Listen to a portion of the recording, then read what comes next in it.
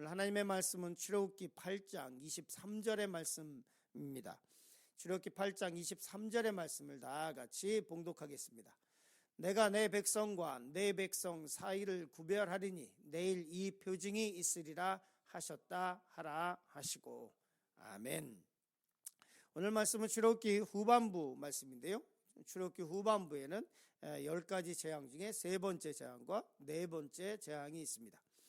거듭해서 말씀드리지만 하나님께서 10가지 재앙을 애굽에 내리실 때 분명한 목적이 있습니다. 그것은 성경에서 기록하고 있듯이 하나님께서 이스라엘 백성과 애굽 사람에게 하나님이 누구신지를 분명히 보여주시겠다고 말씀하셨습니다. 그리고 이 10가지 재앙을 통해서 그냥 랜덤으로 그냥 아무거나 재앙을 내린 것이 아니라 특별히 이 10가지 재앙은 직접적으로 애굽의 신들과 연관이 있습니다. 애굽 사람들이 그렇게 열심히 섬겼던 그들이 가장 위대하다고 생각했었던 이 신들에 대한 재앙을 내리시면서 심판을 통해서 하나님이 누구신지에 대해서 분명하게 말씀하고 있는 것입니다. 그래서 이런 이스라엘 백성들이 이 10가지 재앙을 통해서 출애굽 이후에 광야에서 또 가나안 땅에서 하나님이 누구신지를 바르게 알게 하기 위한 것이었다고 볼 수 있습니다. 첫 번째로 오늘의 말씀의 제목은 내 백성과 내 백성, 한국 발음이 같아서 좀 헷갈릴 수 있는데 나의 백성과 너의 백성에 대해서 말씀을 나누려고 합니다. 첫 번째 하나님의 권능에 대해서 말씀을 나누려고 합니다. 오늘 세 번째, 네 번째 재앙인데요. 이 세 번째, 네 번째 재앙, 이 재앙의 이 가지수를 외우는 것도 중요하지만 또 한 단계 더, 한 발자국 더 나가신다면 이 세 번째 재앙 가운데 뭐가 다른지, 또 네 번째 재앙은 뭐가 다른지에 대한 것들을 잘 공부했으면 좋겠습니다. 세 번째 재앙부터는 먼저 말씀을 드리면 애굽의 술사들이 따라하지 못하게 됩니다. 그리고 이 세 번째 재앙을 통해서 이 바로가 물론 거짓말이지만 처음으로 이스라엘 백성들을 보내겠다고 약속을 하게 됩니다. 그리고 또 네 번째 재앙 가운데는 우리 말씀을 계속해서 보면서 하겠습니다. 우리 출애굽기 8장 16절 말씀 우리 같이 읽었으면 좋겠습니다. 읽겠습니다. 여호와께서 모세에게 이르시되 아론에게 명령하기를 내 지팡이를 들어 땅에 티끌을 치라 하라. 그것이 애굽 온 땅에서 이가 되리라. 아멘. 오늘 말씀 중에서 세 번째 재앙은 피개, 이파, 우매 이렇게 쭉 나가는 거니까요. 이 세 번째 재앙은 이로 되어 있는데요. 이 두 가지를 좀 나눠서 봤으면 좋겠습니다. 하나는 뭐냐면 여호와께서 모세에게 이르시되 아론에게 명령하기를 내 지팡이를 들어 땅에 티끌을 치게 하라. 땅의 티끌, 원어적으로는 흙입니다. 이 땅의 티끌들을 쳐치게 하라라고 하는 말씀인데요. 이 땅의 티끌, 땅의 흙을 치게 하는 것은 그 당시에 있었던 이 애굽의 신 게부라고 하는 신이 있었습니다.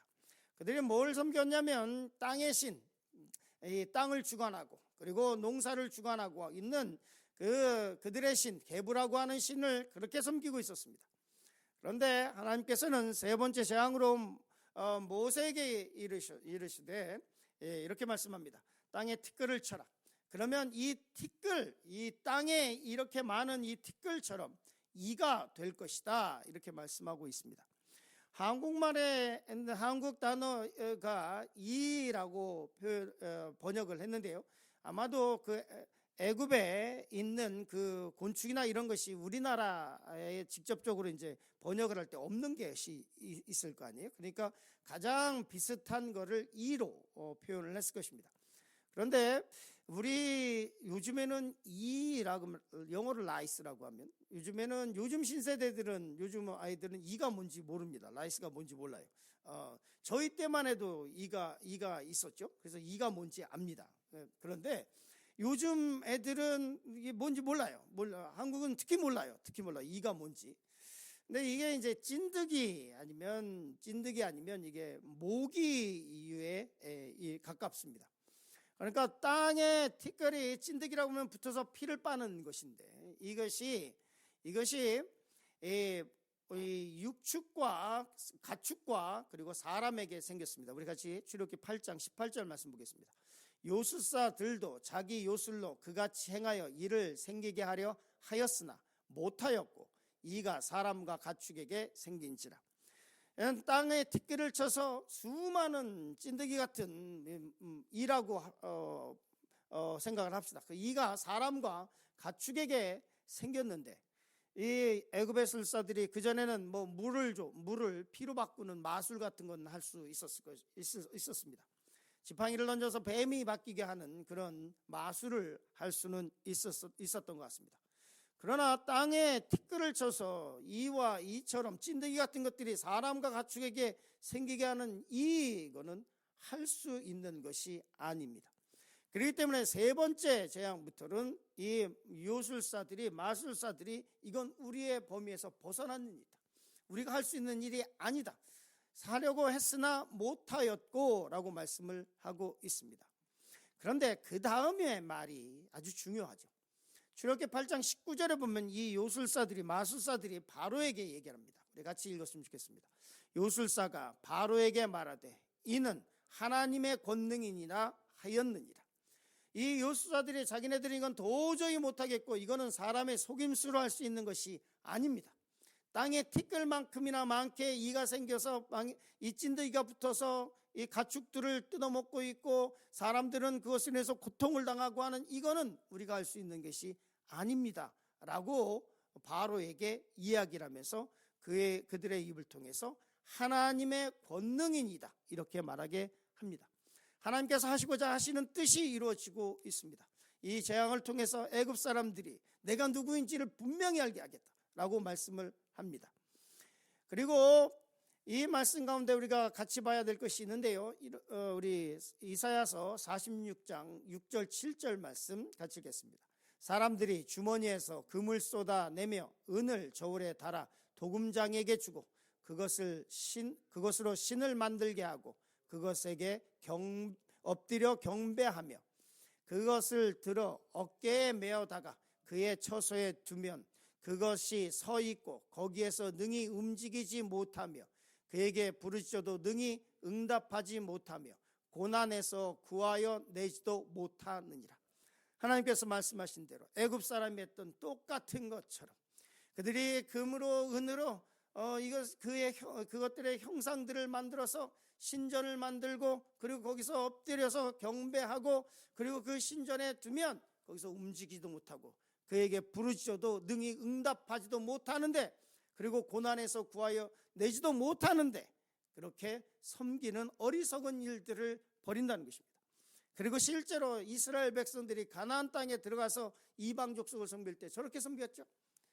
그러면서 이사야서에 보면 46장 5절 말씀 같이 보겠습니다. 같이 읽었으면 좋겠습니다. 너희가 나를 누구에게 비기며 누구와 짝하며 누구와 비교하며 서로 같다 하겠느냐.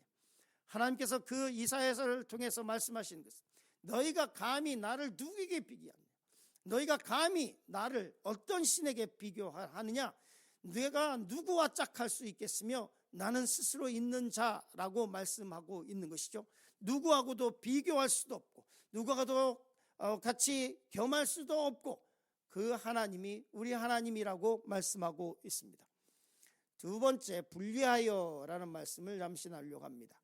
출애굽기 8장 21절 말씀 같이 읽겠습니다. 같이 있습니다. 내가 만일 내 백성을 보내지 아니하면 내가 너와 내 신하와 내 백성과 내 집들의 파리떼를 보내리니 애굽 사람의 집집에 파리떼가 가득할 것이며 그들이 사는 땅에도 그러하니라. 네 번째 재앙은 파리떼입니다. 근데 이 파리는 지금 우리가 보고 있는 이 파리들하고는 조금 모양이 다릅니다. 멈이라고 하는 미라라고 하는 영화가 있었는데요. 그 영화에 보면 고증을 잘 해놨더라고요. 거기에 나오는 딱정벌레처럼 생긴 그것이 여기서 성경에서 얘기하는 파리와 비슷한 모습입니다. 그래서 이 이 애굽 사람들이 섬기던 이 신은 케풀인데요, 얼굴이 그냥 딱정벌레처럼 이렇게 생겼고 이 신을 섬기고 있었습니다. 그런데 이때부터 우리가 기억해야 될 건 뭐냐면, 출애굽기 8장 후반부의 네 번째 재앙부터는 하나님께서 이스라엘 백성과 이 애굽 사람들을 구별하기 시작하십니다. 즉 세 번째 재앙에서는 애굽의 술사들이 요술사들이 더 이상 그 요술을 부리지 못하고 마술을 부리지 못하고, 네 번째부터는 하나님께서 이 이스라엘 백성과 애굽 사람을 나눠서 애굽 사람들에게는 내리고, 그리고 이스라엘 백성들에게는 재앙이 안 내리기 시작합니다. 세 번째 재앙까지는 왜 공통으로 내렸느냐? 하나님께서 말씀하신 그대로 애굽 사람과 그리고 또 이스라엘 사람들에게 공통으로 하나님이 누구신지에 대해서 보여주시기 위한 것이었을 것으로 이해할 수 있습니다.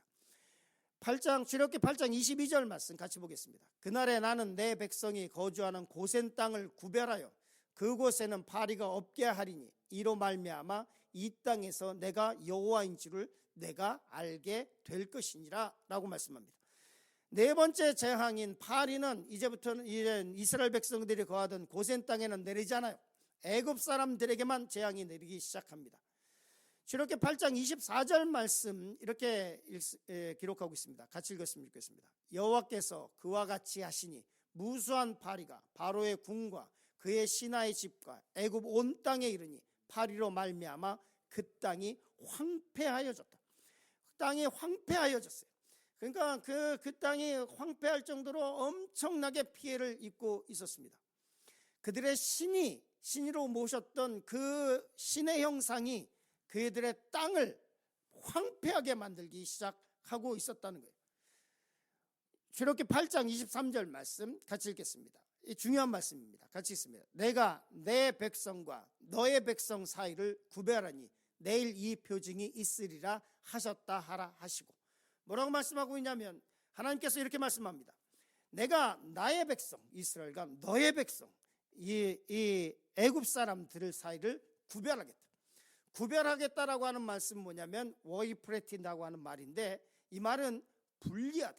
내가 완전히 분리해내서 너는 내 백성이 누구인지를 알게 하겠다라고 말씀하고 있습니다.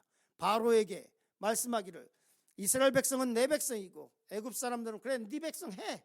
그러나 나는 내 백성과 너의 백성 사이를 나는 분리할 거야 라고 말씀을 하고 있습니다. 우리가 그런 특권을 갖고 있다는 거예요. 우리가 하나님에게서 우리는 하나님의 백성. 그래서 출애굽기 6장 7절 말씀 같이 보겠습니다. 너희를 내 백성으로 삼고 나는 너희의 하나님이 되리니 나는 애굽 사람의 무거운 짐에서 너희를 빼낸 너희의 하나님 여호와인 줄을 너희가 알리라. 어떤 것이 우리에게 프리빌리지, 우리에게 영광이고 은혜가 됩니까? 하나님께서 뭐라고 말씀하고 있냐면 너희를 내 백성으로 삼고, 우리가 뭐라고 하나님의 백성으로 삼아주시는지 그 은혜를 깊이 묵상하시면서 오늘 본문 가운데 바로에게 내 백성과 너의 백성을 내가 분리하겠다라고 하시는 이 말씀을 기억하시면서 우리와 동행하시는 하나님과 동행하시는 귀한 하루가 되기를 간절히 축원합니다.